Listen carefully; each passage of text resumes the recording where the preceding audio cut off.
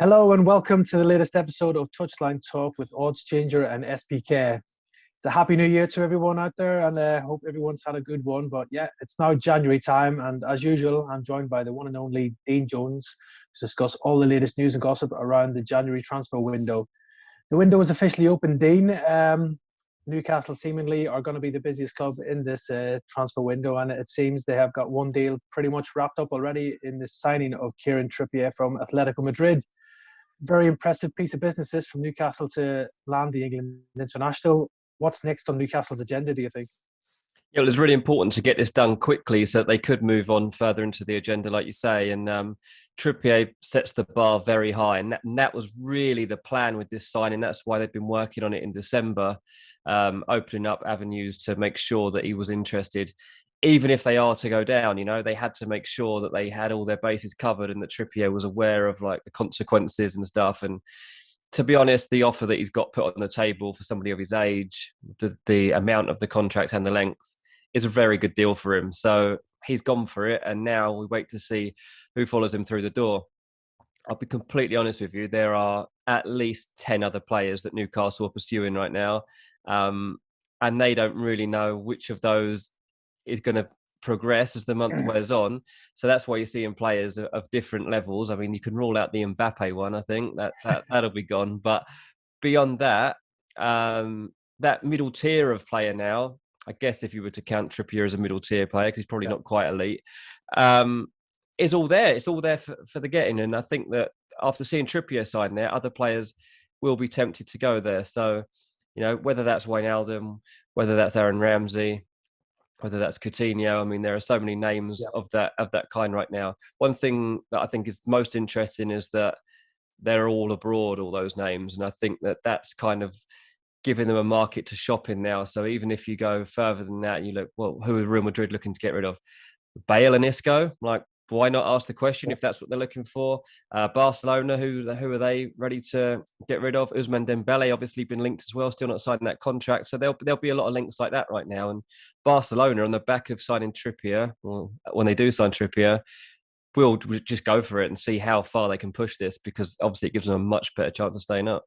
Yeah, as you said, I think it's a real good statement signing from Newcastle to get Trippier to swap Atletico Madrid for a relegation battle in Newcastle. Obviously, we know the key position Eddie Howe wants to strengthen is central defence. Sven Botman of Lille has been linked as a Newcastle's top target right now, with reportedly one bid rejected, a new bid set to go in as well.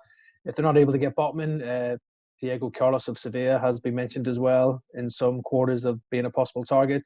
While other targets, if they are to shop around in the Premier League, Joe Rodon from Spurs, Rob Holding at Arsenal, and possibly Mason Holgate at Everton are defensive targets as well. What's your latest information on how close are they getting to bringing in these defensive reinforcements?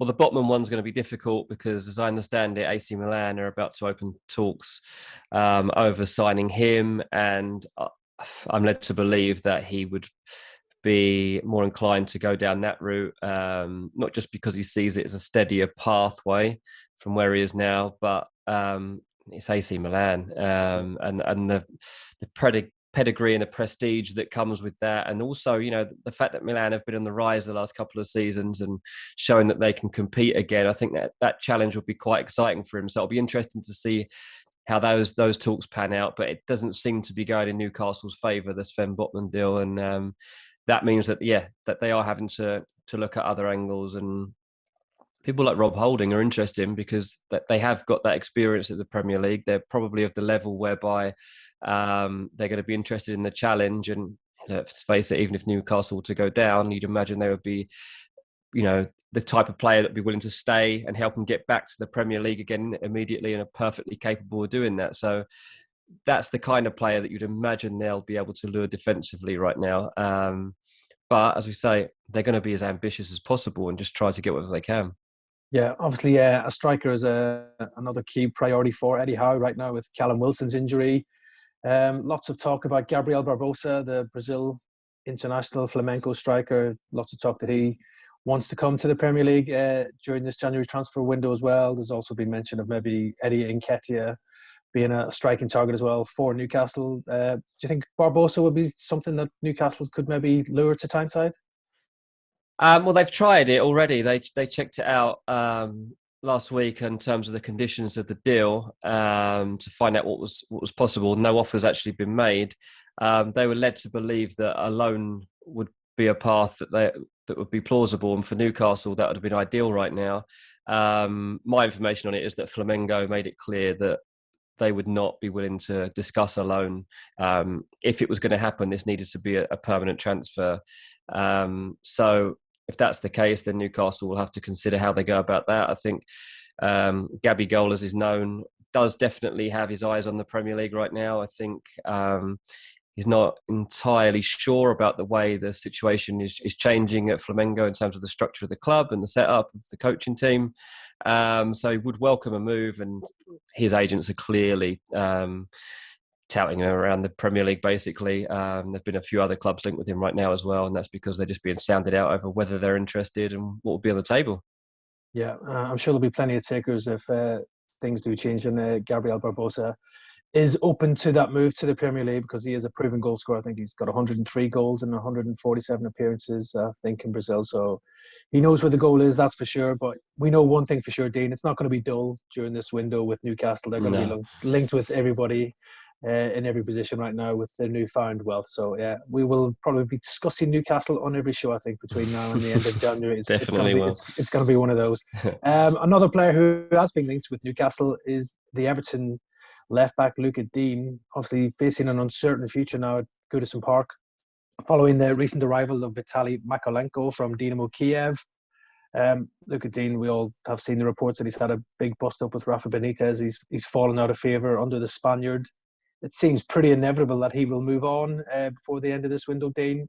It's not just Newcastle who have been linked with him. We've also had the likes of Chelsea, West Ham, and Inter Milan also in Serie A looking at him.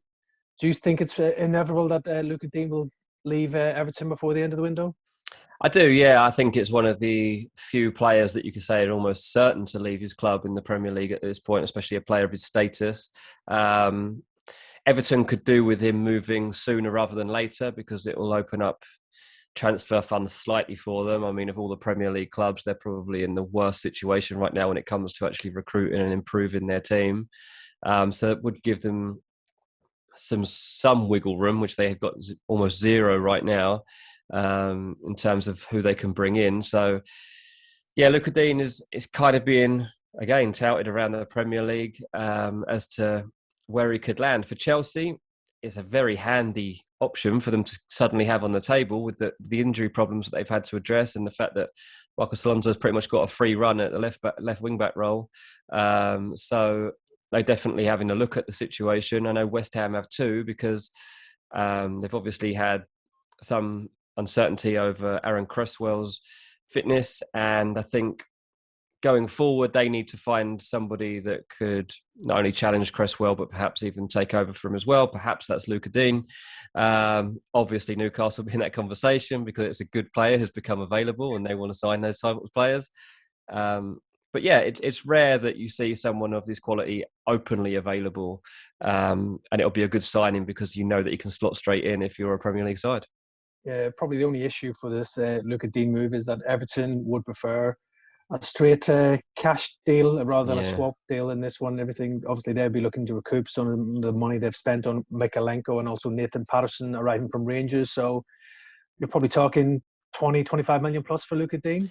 Yeah, I think also like it would suit other teams to loan him initially, particularly the likes of West Ham are trying, if they can in this window, to loan and then buy later if possible. And don't think Everton will be particularly open to that because why would they be in this situation when it doesn't seem Digne has any future with them? So yeah, straight cash does make sense that's what they're looking for, and it will probably narrows down the number of clubs that can actually go forward with the deal. Yeah, obviously a lot of Everton fans are a bit unhappy at the possible departure of Luca Digne as well, despite the arrival of Mykolenko as well. But do you think this is Rafa Benitez sort of wielding his power, that he's the man in control at Everton right now, that he will decide what happens? And as much as Everton fans love Luca Digne, it seems that he'll have to move on. Yeah, I mean, it really needs to work out that for Rafa Benitez, doesn't it? Because he's not been everybody's best friend recently at Everton, and he's managed to settled things a little bit recently, and he's still in the job, but wasn't that long ago when there was those protests inside the stadium. So let's see how this plays out for Everton, because for Rafa Benitez, decisions like this are key to him winning everybody over, and there's a long way to go, I'd say. Yeah, the Everton board have backed Benitez, obviously in the market with those two new faces in Mykolenko and Patterson. So let's see what happens with Luca Digne, who has been a key player for the club over the last couple of seasons as well.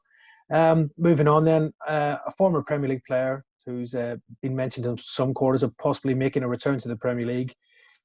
Christian Eriksen gave a very welcoming interview to Danish TV this week, Dane, saying he's looking to return to playing at the highest level after suffering that horrible cardiac arrest at the Euros while playing for Denmark. He's keen to be back playing ahead of November's World Cup. That's his ambition. He wants to be playing for Denmark again at the World Cup in Qatar as well. Obviously, he's now a free agent. His contract was mutually terminated with Inter Milan because of his regulations in Italy that prevent him from playing there due to his heart condition as well. A move back to the Premier League. Be great to see it, I think, obviously, despite everything that's gone on with him. But on his day, when he was at Spurs, he was one of the best players in the Premier League before his move to Inter. So I'm sure a lot of clubs will be monitoring his situation. They are, and it's just finding the best fit for him. Really, it's like he needs to make sure that he's going to go into a place whereby he's going to get the opportunities to thrive that he needs. Inter, it took a while for him to really get the opportunities that he was expecting there. Once he got them, he grabbed them, and he did very well towards the end. Look, Antonio Conte is at Tottenham now. He's former Tottenham players, he's former manager. Like, I'm sure that's going to come up in talks. Like, I'm not saying that he's going to land back at Tottenham with Conte, but like, it's certainly going to become a talking point as he begins to consider his options and coming back to the Premier League. There aren't that many teams that I think he'd really want to play for, because this is Christian Eriksen. He's not going to suddenly want to play for one of the teams at bottom 4 or 5 of the Premier League, I don't think, because the status of player he is much higher than that, and he's not used to dropping down like that. And I don't think he'll settle for that now just because he's had a health issue, which he's trying to put behind him and move on from. But the flip from that is that if he doesn't come back to the Premier League, his options are limited. Obviously, he can't play in Italy now because of the regulations around the issue that he's got. And the only real potential at the moment, it seems, is perhaps he goes back to Denmark and joins a club there. Perhaps Holland, there's opportunities opening up there. But that, again, it's not the kind of level that's going to prepare him for a World Cup potentially. So it's an interesting one. But I do think that by the end of the month, he will have a club and he'll be working on his return to match action. And when he does make that return, it's going to be unbelievable.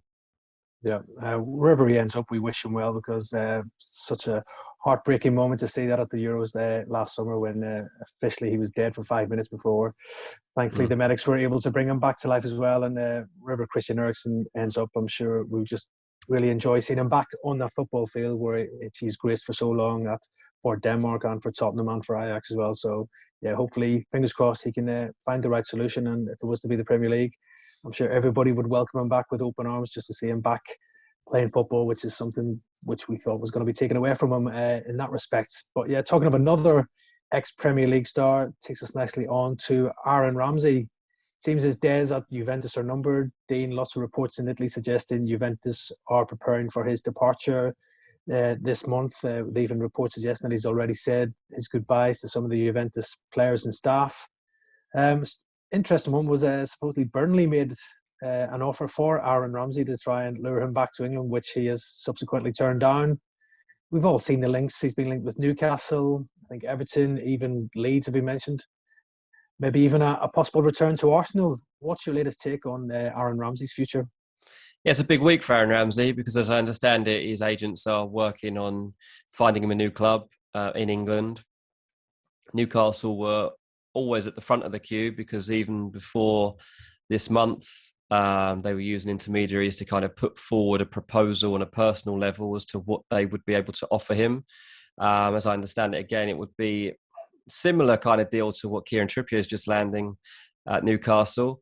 So I wouldn't completely rule it out. I don't think that Aaron Ramsey would want to settle for that without considering everything that's out there and being sure that he couldn't be playing higher up the Premier League. I mean, you think of when he left. I mean, he left Arsenal to go and play for Juventus. He wanted to kind of propel himself to new levels and try and compete at the very highest levels, like win Serie A, compete to win the Champions League. So to then, a couple of years later, come back to the Premier League and be fighting relegation and potentially dropping into the Championship isn't quite what he had in mind. No matter what the wage was or is, that's difficult to take on a personal and a professional level. So I think that's why he'll bide his time a little bit. But that Trippier signing will help Newcastle say, look, this is where we're heading. Like, you'll be one of our stars and we're confident we won't go down. So he'll be tempted by that. But yeah, like you say, there are other options, potentially Everton, if they would be able to fund something like that. I've heard Leicester as well, potentially showing interest in him. So there will be avenues opening for him. And his agents basically have to stand at almost every club in the Premier League just to find out if the door is open or closed. I don't think Arsenal's going to be open at this stage. I'd looked into that a little while back just to see if it was an option. It wasn't totally dismissed, but it didn't seem very likely. All right. I'm sure there'll be takers for Aaron Ramsey, as you said. Proven player when he's on his game and fully fit. Obviously, injuries have hampered him at Juventus, but he does bring with him a huge financial issue as well. His wages were really high at Juventus as well. There probably isn't going to be many clubs able to get near those figures, but if they can get Aaron Ramsey, possibly, who knows, on a free transfer from Juventus, it would make good sense for a lot of clubs, especially the likes of Everton and Newcastle. If they're going to continue their ambitious project, bringing people in like Trippier and Ramsey is going to give the right signals up. It does, yeah. I mean, you've got to bear in mind, though, that Ramsey's barely played this season. I mean, he's been injured a lot. I mean, half the time it's not even been clear exactly what his injuries have been. But as a result, he has barely played football this season. So there'll be questions over his match fitness for sure, and the type of form that he's going to be in the early stages of wherever he signs. So if you're a club in trouble, like, you kind of got to expect it's going to take him a few weeks at least to get up and running. But from Juventus' point of view, yeah, they kind of just want him gone at this point. They want to clear his wages off of their bill. They'll let him go for next to nothing right now. Yep. They're basically looking at a reshuffle across the whole of the midfield at Juventus. There are basically 4 names in their squad that are all relatively big names as well in their midfield that they're looking at moving on. So, a bit of a remodel going on there. And Aaron Ramsey, to be quite frank, is top of the list of the people they want to get rid of. Yeah, Juventus will be looking to trim the squad and save a bit of money on the wages of some of those big stars, but it does seem more and more likely that we will see Aaron Ramsey back in the Premier League come the end of this transfer window. Another player that we could possibly see back in the Premier League, Dean, is Philippe Coutinho. He is openly looking to leave Barcelona, and Barcelona also looking to offload him as well, just to reduce their wage bill to enable them to register their recent signing, Ferran Torres from Manchester City. We've had so many discussions about Coutinho probably over the last couple of windows. The big money move from Liverpool to Barcelona just hasn't worked out for the Brazilian. Lots of clubs in the Premier League have been mentioned with him in the past. We've got the same old people looking at him right now. We've got Arsenal, Spurs, Everton, Newcastle, obviously, with their money as well, have been linked with bringing Coutinho back to England. What's your take on what's going to be the next stage in Philippe Coutinho's career? Because he's really going to have to get this next move right. It's really going to depend on how much of that wage Barcelona are willing to cover, because there's barely anyone that's going to take on the astronomical money that he's earning at the Nou Camp at the moment. So that's going to basically lead the path of where he can end up. I mean, Arsenal, which is being probably most heavily spoken about right now, I mean, the chances of them signing somebody on those kind of wages seems pretty slim, given the success they've had with Mesut Ozil and Aubameyang on that sort of money. But, you know, Kieran Trippier, if he's got his, he's going to have his fingerprints over a deal like this, then you can see why the Arsenal links are there. There's no doubt about that. And I'd imagine that's why he is considered most favourite to end up at Arsenal right now. I'm not sure it's a good fit. I'm not sure that that's what Arsenal need right now. We've seen them have most success this season when they're using young, hungry, driven players. I'm not sure Coutinho is going to fit into that model, and I'm not sure that Arteta should probably risk upsetting the current squad and having one of those young players who's been doing very well lose their spot to Coutinho. But for other teams, Newcastle, for example, could be an opportunity to sign a superstar. I think you can possibly call him that, but he's at least by name. Definitely a game changer if Newcastle were able to bring in somebody like Coutinho. Could go a long way to securing survival. Yeah, if he found his form.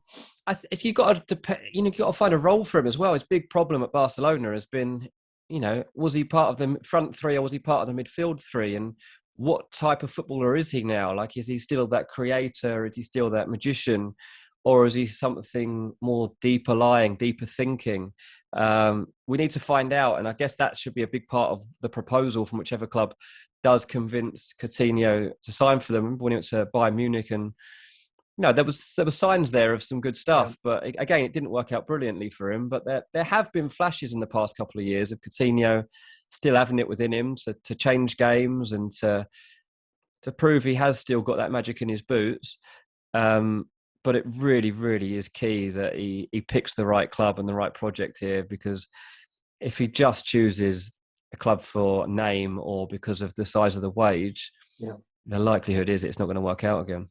No, he'd be looking to regain his place in that Brazil squad as well ahead of the World Cup in November as well. So key gets this next move right. Talking of that, any chance of a shock return to Liverpool? Do you think there's any way back from at Anfield, or is that train well and truly gone? I mean, I just can't see Jurgen Klopp jumping on something like that. I mean, you'd have to say that at the time he left Liverpool, it looked like a terrible moment in the club's history. And actually what it did is it allowed Jurgen Klopp to remodel his team in a way that was actually more suited to the way that he wanted the team to play as a whole. And I think they moved on from Coutinho, to be honest. So while there might be that emotional attachment, possibly even an urge from some people within the club to go and do that if he's available at a really good price, I'm not sure Jurgen Klopp would be on board with it, because I think he's moved past it. Yeah, it seems unlikely that Coutinho could be returning to the red half of Merseyside, but I'm sure we'll be talking about Philippe Coutinho in the newspapers and everything, and all the speculation regarding his future, with both parties seemingly looking to move their separate ways, with Coutinho looking to leave and Barcelona looking to get him off the wage bill as well. So let's see what happens with Coutinho in the next 3 to 4 weeks of this January transfer window. Right, that's us here for another week on Touchline Talk. We'll be back next week for the latest news and insight on all the latest news and gossip on the world of football.